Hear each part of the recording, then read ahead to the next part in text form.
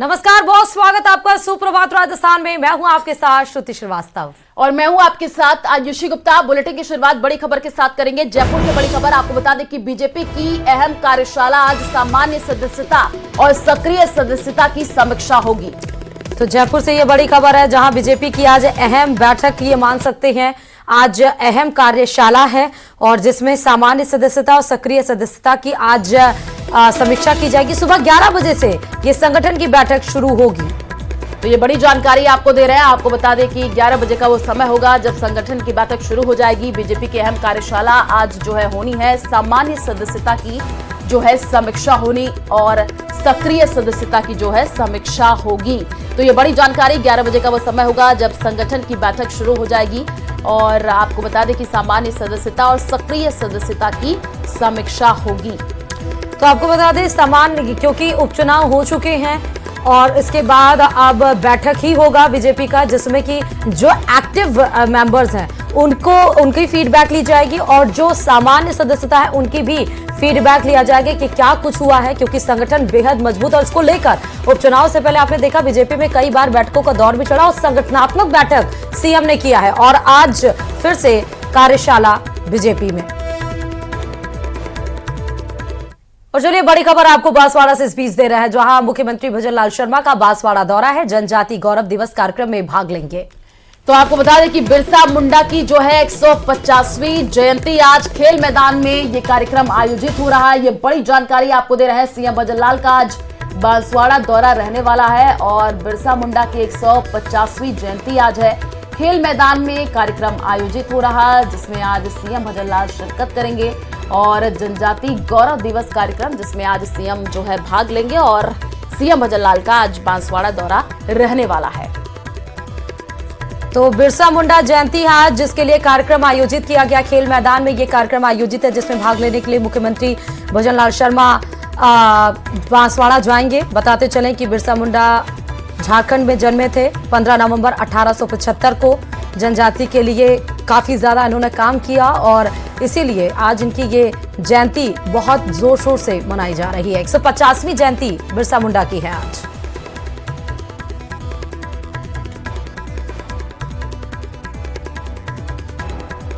और थप्पड़ कांड के बाद पहली बार आरएएस अधिकारी अमित चौधरी मीडिया से रूबरू हुए। न्यूज 18 राजस्थान से सुपर एक्सक्लूसिव बातचीत में अमित चौधरी ने थप्पड़ कांड की पूरी कहानी बताई है। न्यूज 18 से खास बातचीत में अमित चौधरी ने क्या कुछ कहा है वो आपको सुनाते हैं। देवली उनियारा में मतदान के दौरान जो है निर्दलीय प्रत्याशी नरेश मीणा द्वारा एक आरएएस अफसर को थप्पड़ मार दिया गया, जिसकी गूंज जो है पूरे प्रदेश में है और ख़ास तौर पे आरएएस जो है, आरएएस अधिकारी जो हैं उनके बीच में काफ़ी आक्रोश भी है। फिलहाल मेरे साथ हैं अमित चौधरी जो आरएएस हैं और वहाँ पे जो है तैनात हैं एसडीएम के तौर पे। उनसे बात करते हैं। अमित जी, उस दिन मतलब कल जो है वोटिंग के वक्त क्या हुआ था, कैसे ये हालात बने कि वहाँ मारपीट तक की नौबत आई और आपको जो है कैमरे पे दिखाया गया कि आपको उन्होंने थप्पड़ मारा? सुबह से वहाँ बाइकाट की स्थिति चल रही थी और वोट नहीं कराने की बात चल रही थी, तो इसी पे मुझे निर्देशित किया था कि मैं मौके पे वहाँ पे पहुँचूँ। और क्योंकि आयोग के भी निर्देश होते हैं कि हम एक स्वीप एक्टिविटी के माध्यम से ज़्यादा लोगों को मतदान के लिए प्रेरित करें, तो उसी स्वीप एक्टिविटी के दौरान हमने कुछ लोगों को मोटिवेट करने की कोशिश करी और अपने जो राजकीय दायित्व हैं उनको निभाने की कोशिश करी। तो उस चीज़ से कुछ लोगों ने उसमें वोटिंग भी की और उस वोटिंग के बाद जो वहाँ पे ये जो नरेश जी हैं वहाँ पे रोड पे इन्होंने रोक के धरना दे रहे थे, सुबह से ही दे रहे थे। तो ये अचानक से ऐसे एकदम आग बबूला होकर और इन्होंने आके पहले तो ये बूथ में भाग के, जैसा आपने वीडियो देखा ही होगा, पहले तो ये बूथ में गए, तो बूथ में पता नहीं इनकी क्या मंशा थी और उसके बाद आके इन्होंने सीधा मेरे पे एक अटैक किया। तो बस यही घटना थी। उन्होंने आरोप लगाया कि आपने भी उनके साथ गाली गलौज की, इस तरह की बात हुई, वो आपके दफ्तर में आए, तो किस तरह की मतलब क्या बातचीत आपके बीच में हुई जिससे ये मामला? नरेश जी से ये मेरी पहली मुलाकात थी और ये पहली बार मैंने उनके दर्शन किए थे, तो शायद वो जो बता रहे हैं गाली और गलौज, इस तरीके का आरोप तो कोई भी लगा सकता है किसी प्रकार का, लेकिन मेरी उससे पहली मुलाकात थी। तो ऐसा क्या था कि जो है क्यों वहाँ पे ग्रामीण जो है बहिष्कार किए हुए थे चुनाव का, मतदान उस का? गांव की एक प्रशासनिक मांग ये थी कि क्योंकि वो गांव पहले उनियारा सब डिवीज़न में हुआ करता था और अभी जो कुछ दिनों पहले वो उसको जो नज़दीकी जो सब डिवीज़न है, इसी विधानसभा का दूसरा सब डिवीज़न देवली है, उसमें उसको ऐड कर दिया गया था, जो उनका हेडक्वार्टर से दूरी ज़्यादा थी। तो इसी चीज़ के लिए वो उसमें अपने गांव को उनियारा में जोड़ने का प्रयास कर रहे थे और इसके साथ के 2-3 गांवों की और भी डिमांड थी, लेकिन वो जो डिमांड थी वो पहले उन्होंने रख दी थी वहाँ पे कलेक्टर मैडम के पास भी, तो मैडम ने उसका निराकरण भी कर दिया था और तत्कालीन जो वहाँ के जो दूसरे गांव वाले थे उन्होंने धन्यवाद भी ज्ञापित प्रशासन का किया था, क्योंकि ये डिमांड 30 अक्टूबर को की गई थी जब आचार संहिता उसमें थी। तो वो डिमांड लेट आई और आचार संहिता का वेट करने के लिए प्रशासन उसका उस समय कोई निराकरण नहीं कर पाया था। तो इसके बाद क्या आपने कोई कार्रवाई की है, आपकी तरफ से कोई कार्रवाई हुई है या वहाँ उनकी तरफ से कोई कार्रवाई, क्या क्रॉस कोई जो है केस दर्ज किए गए हैं? मेरी तरफ से सबसे पहले तो एफआईआर दी गई है, जो आपको जानकारी में है, उसी एफआईआर पे ये कार्रवाइयाँ चल रही हैं। कल 5 बजे ही मेरे द्वारा नगर फोर्ट थाने में एफआईआर दे दी गई थी। इसके अलावा मैंने जो एरिया मजिस्ट्रेट की मेरी जो ड्यूटी थी उसके संबंध में जो पूरा ब्यौरा है वो डीओ मैडम को भेजा है, जो मैडम उस पर जो भी दिशा निर्देश उनके होंगे। कैमरामैन दिलीप चेची के साथ हितेंद्र शर्मा, न्यूज़ 18 राजस्थान। तो चलिए खबरों में आगे बढ़ते हुए सीधे आपको टोंक से खबर बताते हैं, जहां पर वोटिंग के दौरान एसडीएम को थप्पड़ मारने वाले निर्दलीय प्रत्याशी नरेश मीणा को पुलिस ने आखिरकार गिरफ्तार कर लिया। समरावता गांव से दोपहर करीब 12 बजे उनकी गिरफ्तारी हुई और उससे पहले बुधवार रात गांव में हुए बवाल में कई लोग घायल हुए थे, जिसमें पुलिस वाले भी शामिल थे। पूरे एरिया में 60 से ज्यादा गाड़ियों को उपद्रवियों ने आग के हवाले कर दिया था। देखिए रिपोर्ट।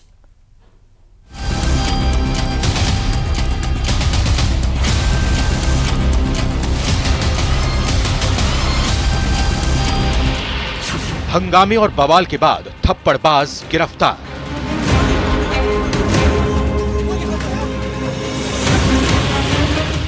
थप्पड़ कांड के बाद नरेश मीणा की गिरफ्तारी।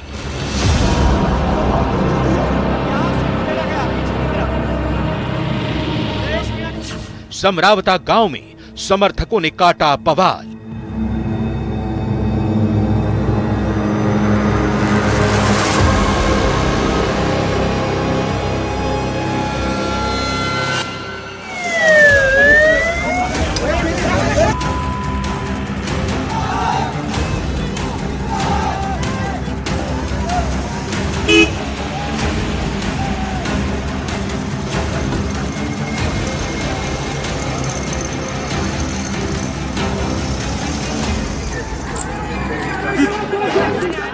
नरेश मीणा की गिरफ्तारी के बाद समरावता गांव में हालात काबू से बाहर हो गए। समर्थक आपा खोने लगे, जगह जगह आगजनी की गई। पुलिस नरेश मीणा को लेकर ना जा सके, इसके लिए पुलिस के रास्ते रोक दिए गए। पुलिस ने हल्का बल प्रयोग कर कई समर्थकों को हिरासत में ले लिया।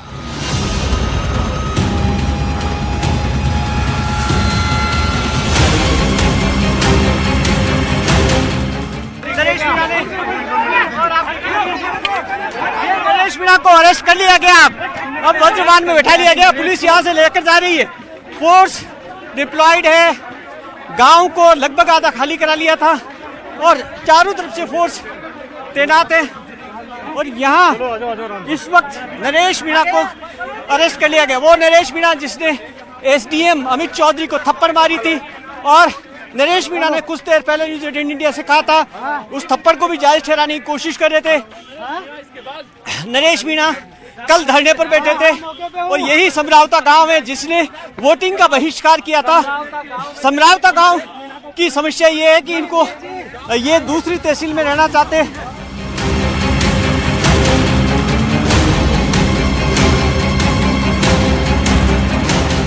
दरअसल बुधवार दोपहर से समरावता गांव में तनाव था। निर्दलीय उम्मीदवार नरेश मीणा के एसडीएम को थप्पड़ जड़ने के बाद पुलिस प्रशासन और समर्थकों में तलवारें खींची थी। बुधवार रात नरेश मीणा समर्थक और पुलिस के बीच झड़प भी हुई। ऐसे में पुलिस के लिए नरेश मीणा को गिरफ्तार करना किसी चुनौती से कम नहीं था। पुलिस ने बुधवार रात भी नरेश मीणा को हिरासत में लिया था, लेकिन समर्थकों के हंगामे के बीच वो फरार हो गए।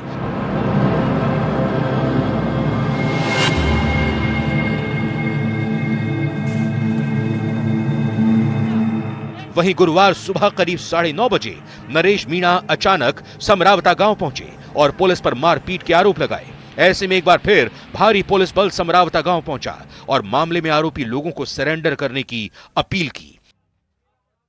अब यह देखिए कि अब फोर्स वहां से गांव जो समर्थक थे, समर्थन में आए थे, उनको भगाने के बाद में फोर्स, अब एक फोर्स का जो एक टुकड़ी है वो गांव से बाहर निकल रही है, लेकिन अलग अलग रास्ते जो चौक कर रखे हैं वहां पर अलग अलग जगह पर फोर्स का डिप्लॉयमेंट है और वो समर्थकों को भगाने की कोशिश कर रही है जो नरेश मीणा की गिरफ्तारी के विरोध में आए हैं।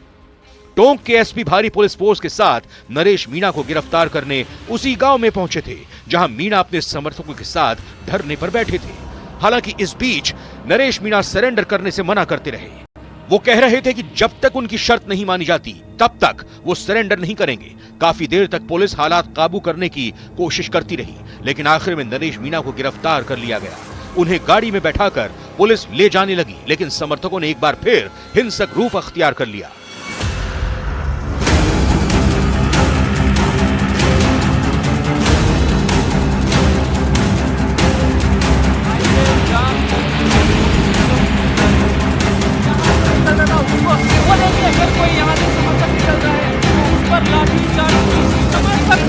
हाईवे पर आने की कोशिश कर रहे हैं, उनको पुलिस खदेड़ने की कोशिश कर रही है, उनको यहाँ से अलग, हालांकि वो कौन है क्या है ये। बहरहाल एसडीएम थप्पड़ कांड के बाद हंगामा भरपूर है। अब देखने वाली बात यह होगी कि हंगामे का असर राजनीति में किस तरह से देखने को मिलता है। टोंक से दौलत पारी की रिपोर्ट।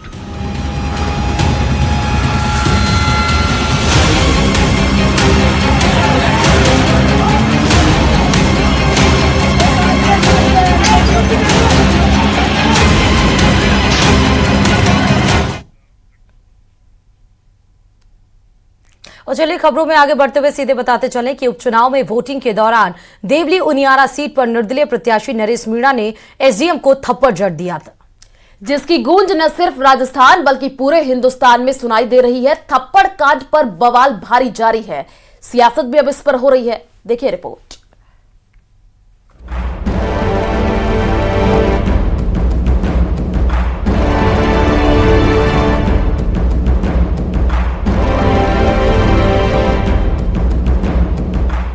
थप्पड़ कांड पर सियासत में उबाल। थप्पड़ लगाए कोई व्यक्ति, ये स्थिति बनी क्यों? कांग्रेस ने प्रदेश सरकार पर उठाए सवाल। सरकार जो है पूरे मामले को संभाल नहीं पा रही है, उनकी कानून व्यवस्था सही नहीं है। अगर हम संविधान को कमजोर करेंगे तो इस प्रकार की घटनाओं पर मैं समझता हूँ हम रोक नहीं लगा पाएंगे। सरकार ने आरोपों को किया दरकिनार। ऐसी कोई भी घटना स्वीकार्य नहीं है। दोषियों पर होगा करारा प्रहार। गड़बड़ी करने वाला कोई भी व्यक्ति हो, अपराध करने वाला कोई भी व्यक्ति हो, उसको तुरंत गिरफ्तार करके कड़ी से कड़ी कार्रवाई करें। बुधवार को निर्दलीय प्रत्याशी नरेश मीणा ने पोलिंग बूथ पर एसडीएम अमित चौधरी को थप्पड़ क्या जड़ दिया, सूबे का सियासी पारा चढ़ गया। प्रदेश के पूर्व मुख्यमंत्री अशोक गहलोत ने भजनलाल सरकार के इकबाल पर सवाल उठा दिए। जो कल की घटना बड़ी दुर्भाग्यपूर्ण घटना है। अब कल की घटना के बाद में आप बताइए सरकार का इकबाल बचा है क्या? सरकार का इकबाल होता है गवर्नेंस के लिए, शासन तब होता है तब अच्छा गवर्नेंस में इकबाल बना रहे। गहलोत जहां गवर्नेंस को कटघरे में खड़ा कर रहे हैं, वहीं नेता प्रतिपक्ष टीकाराम जूली थप्पड़ कांड के बदले सूबे की सरकार पर अक्षमता और चुनाव में सरकारी मशीनरी के दुरुपयोग का आरोप लगा रहे हैं। घटना जो है काफी निंदनीय है और इस प्रकार की घटनाओं का हमारे समाज के अंदर कोई स्थान नहीं होना चाहिए।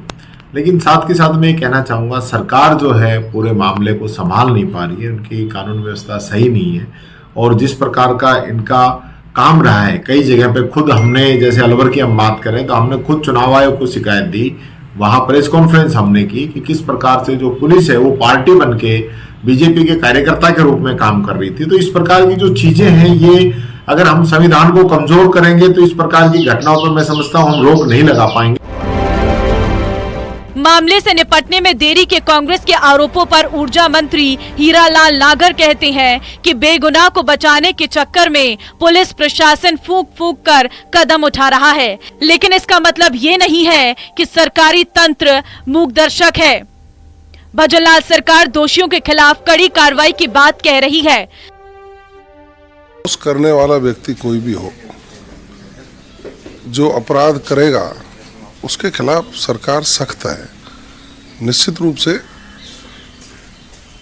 हम पूरे प्रकरण की जांच करवा रहे हैं, पूरा रिपोर्ट मांग रहे हैं। एक अधिकारी पर थप्पड़ मारना या उस पर अटैक करना या अव्यवस्था फैलाना, कानून को भंग करना, ये किसी भी रूप में न्यायोचित नहीं है। और मेरा देवली उनियारा और आसपास के समस्त गांवों वालों से मेरी विनम्र अपील है कि शांति व्यवस्था बनाए रखें। कानून अपना काम कर रहा है और दोषी भले कितना ही बड़ा क्यों नहीं हो जाए, वो कानून की गिरफ्त से कभी नहीं बच सकता। थप्पड़ कांड से नाराज 927 आरएएस अधिकारी पेन डाउन हड़ताल पर चले गए। उनके साथ ही 35-40 हजार कर्मचारियों ने भी कागजात छोड़ दिए हैं। अधिकारियों कर्मचारियों ने नरेश मीणा की गिरफ्तारी के साथ ही चुनाव के दौरान ड्यूटी करने वाले अधिकारी के साथ मारपीट करने वालों पर कानूनी कार्रवाई की मांग भी की है।